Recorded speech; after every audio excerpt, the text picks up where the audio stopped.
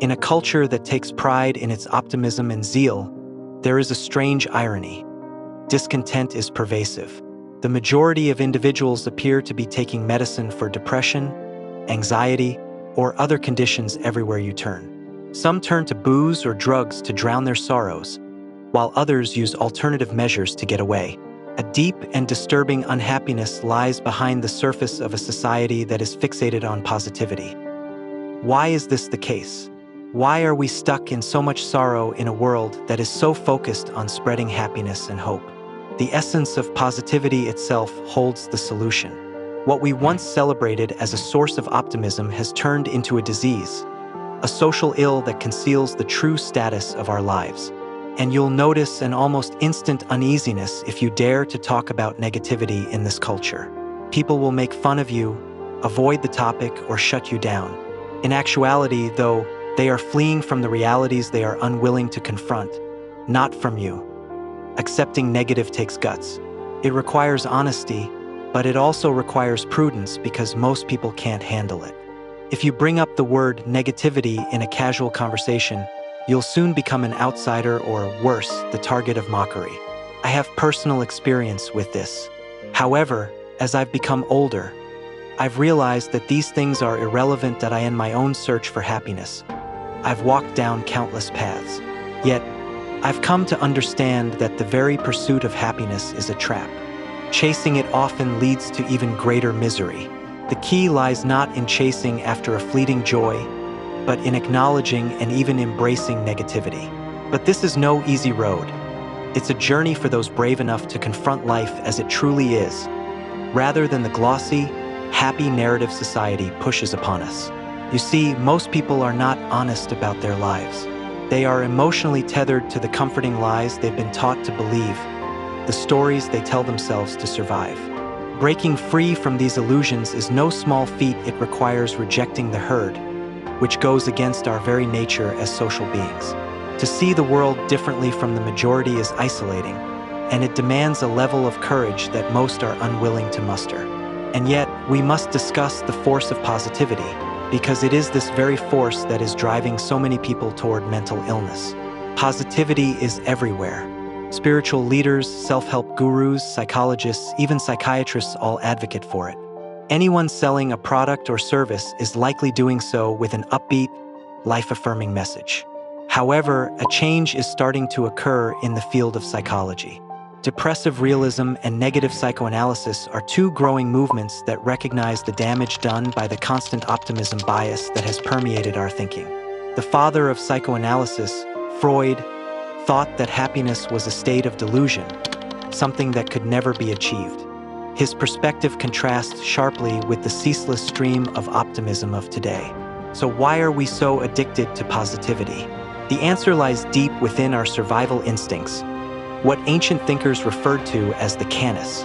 This primal drive compels us to continue, to eat, to seek shelter, to stay safe. Positivity reinforces this drive, creating a worldview that feels reassuring, a comforting narrative in the face of life's chaos. Look around you. You'll hear conversations about beautiful flowers, upcoming vacations, new promotions at work. These life-affirming statements are everywhere, aligning perfectly with the survival drive's demand for comfort. But speak of death, illness, or suffering, and you'll see how quickly the mood shifts. People will offer a polite response, then rapidly change the subject. They want to return to the comforting flow of life-affirming conversation, the kind that maintains the illusion of stability and happiness. But here's the uncomfortable truth. This denial comes at a great cost. Suppressing life's harsher realities leads to neurosis. It breeds internal tension that many try to cope with through antidepressants, alcohol, or other substances. In the West, 1 in 6 people now takes medication for depression or anxiety, while others seek oblivion through drugs like fentanyl. It's a desperate attempt to numb the pain of living in a world that refuses to face reality. In contrast, embracing negativity offers an escape from this trap. It means confronting life with clarity, no rose-colored glasses, no illusions. It's not about becoming pessimistic or morbid, but about being brutally honest. Negativity allows us to acknowledge the fundamental truths of existence. We are born, we age, and we die. Along the way, we experience loss, illness, financial struggles, and the crushing weight of unfulfilled dreams. At its core, life is a process of decay. The survival drive does not want you to see this. It wants you to keep striving, to remain dissatisfied, because satisfaction means the end of striving. And that goes against everything the survival drive is meant to achieve. This is why, no matter how much you acquire or accomplish, it's never enough. The goalposts are always shifting. Our society is built on illusions of truth, fulfillment, and happiness. These constructs keep us moving, keep us chasing the next thing.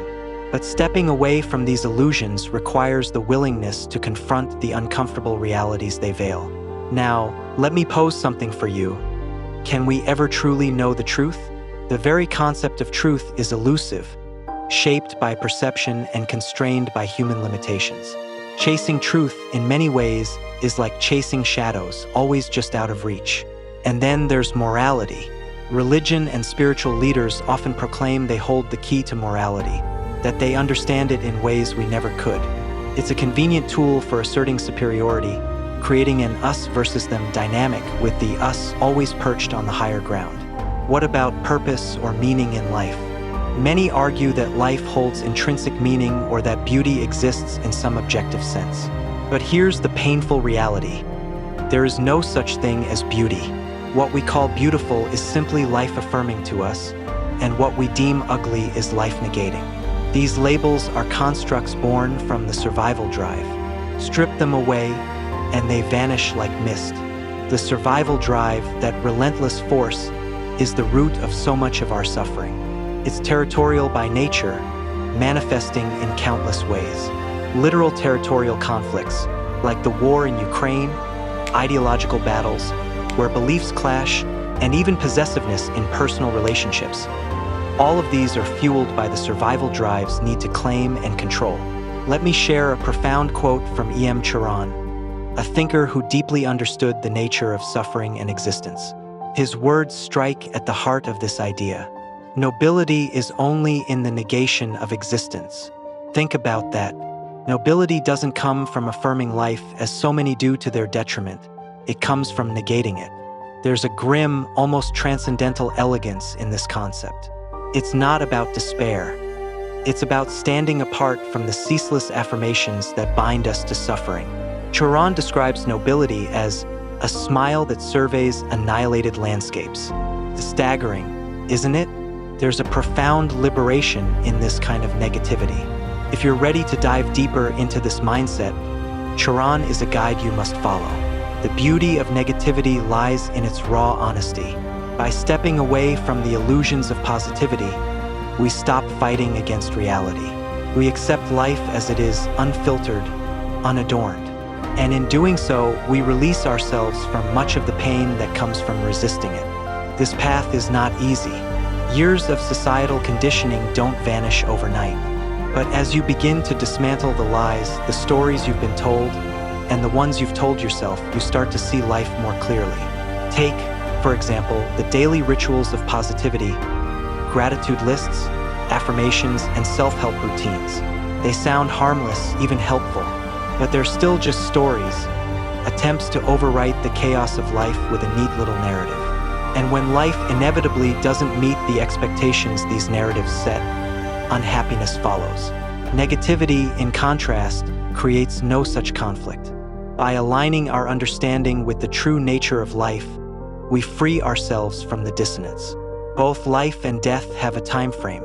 However, I would advise the more youthful individuals among you to seek for negativity. Go through the writings of Leopardi, Schopenhauer, and Chiron. Their observations will break through the clutter and expose realities that few people are willing to confront. And one final piece of advice: keep it to yourself. Don't bring it up at the dinner table or in the office. Negativity, as liberating as it is, remains a forbidden language in a world that demands constant affirmation.